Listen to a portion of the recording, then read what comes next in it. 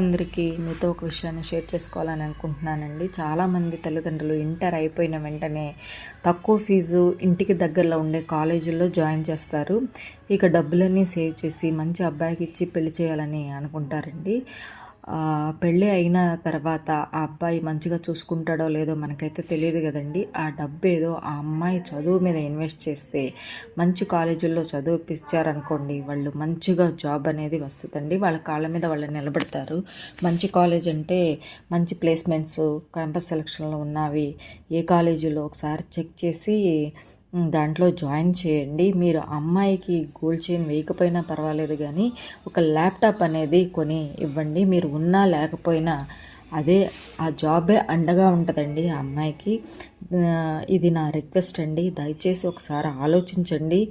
మీరు కూడా ఈ విషయంలో ఏమనుకుంటున్నారో నాకు కామెంట్ చేయండి. Okay, thank you.